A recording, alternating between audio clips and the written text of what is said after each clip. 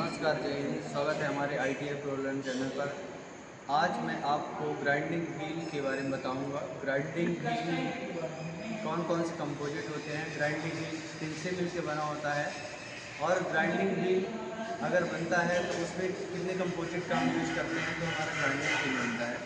तो ग्राइंडिंग चक्कर है, ग्राइंडिंग मतलब अपघर्षित करना, घिसना। तो जब किसी भी पार्ट को हम बनाते हैं तो पार्ट घिस करके बनाते हैं, तो ग्राइंडिंग का यूज किया जाता है। तो ग्राइंडिंग मुख्यतः दो भाग से मिलकर बना होता है। एक होता है अब्रेसिव तथा दूसरा होता है बॉन्ड।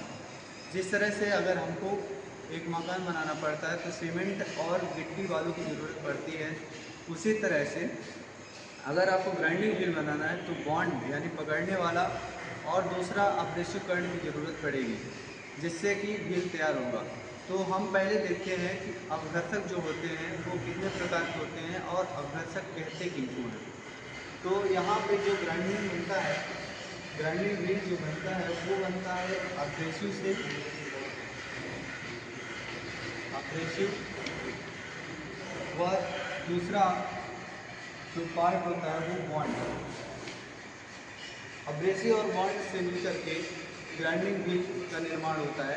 अब्रेसिव को पहले समझते हैं, अब्रेसिव के बारे में समझते हैं कि अब्रेसिव कहते किसको हैं। अब्रेसिव का मतलब होता है, हिंदी में इसको बोलते हैं अपघर्षक। अपघर्षक अपघर्षक का मतलब होता है जो कि दूसरे पदार्थ को काट सके या काटे, उसको हम अपघर्षक बोलते हैं। तो जैसे आपके पास कोई ना कोई कटिंग टूल होगा, वह कटिंग करता है, उसी तरह से ग्राइंडिंग व्हील में जो अपघर्षक होते हैं वो धातु को काटते हैं, जो अनावश्यक मेटल रहता है उसकी कटिंग करते हैं। अपघर्षक देखते हैं कितने प्रकार के होते हैं, जो कि हर एक पेपर में हर एक क्वेश्चन इनसे पूछते हैं कि ग्राइंडिंग जो अपघर्षक होते हैं वो कितने टाइप के होते हैं। ये डायरेक्टली पूछ लिया जाता है। और ये पूछ लिया जाता है कि अगर आपके पास में हीरा है तो हीरा कौन सा अपघर्षक होगा। तो यहाँ पे जो अपघर्षक को डिफाइन किया गया है वो दो प्रकार से अब किया गया है।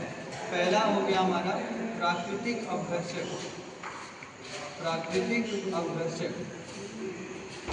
और दूसरा जो अपघर्षक का प्रकार है वो कृत्रिम अपघर्षक है, कृत्रिम अपघर्षक।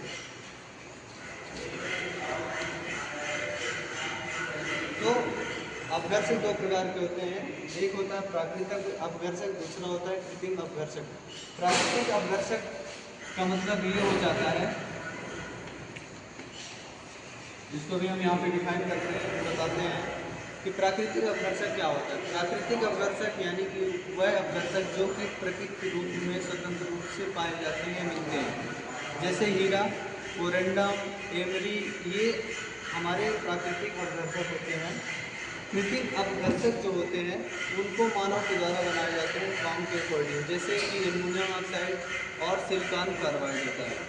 तो हम इसको अभी थोड़ा इरेज कर देते हैं, इसके बाद में आपको बताते हैं कि हमारा प्राकृतिक और कृत्रिम अपघर्षक में कौन कौन सा।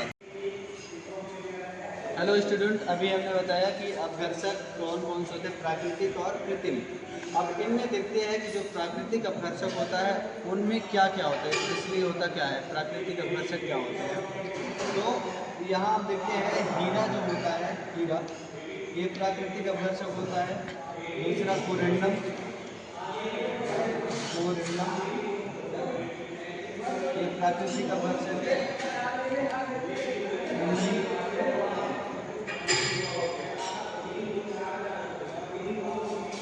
ये सब प्राकृतिक अपघर्षक में आते हैं। एक हमारे पास पदार्थ होता है बालू, ये जो प्रकृति में मिलता है, तो हम इसके साथ आग लगाते हैं। ये सब प्राकृतिक अपघर्षक आते हैं जो कि प्रकृति में स्वतंत्र रूप से मिलते हैं।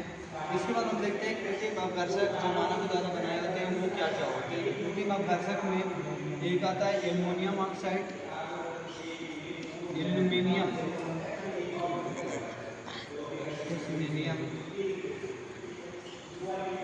ऑक्साइड,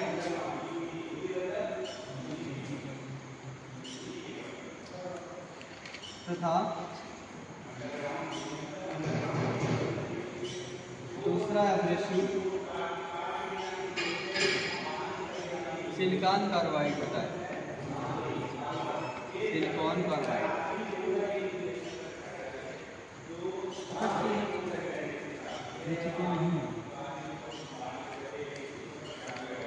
और मानव के द्वारा कृत्रिम हीरा भी बनाया जाता है, जो कि हम यहाँ पे उसको शामिल कर देते हैं कृत्रिम अवकर्षण।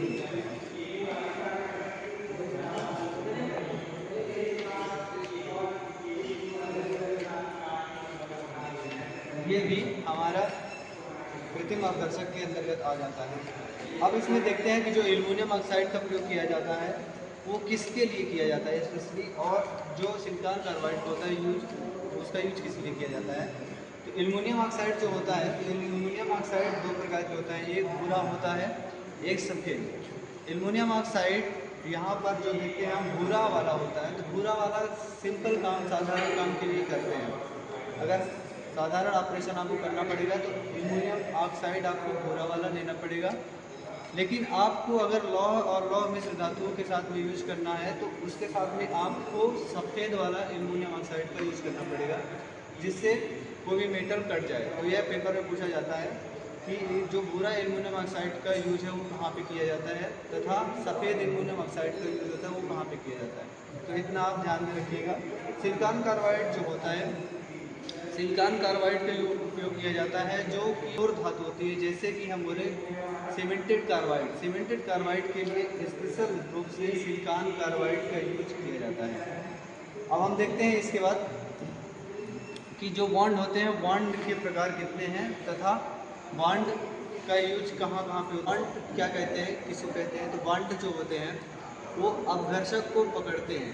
अगर अपघर्षक को पकड़ना तो हमें बॉन्ड की ज़रूरत पड़ेगी।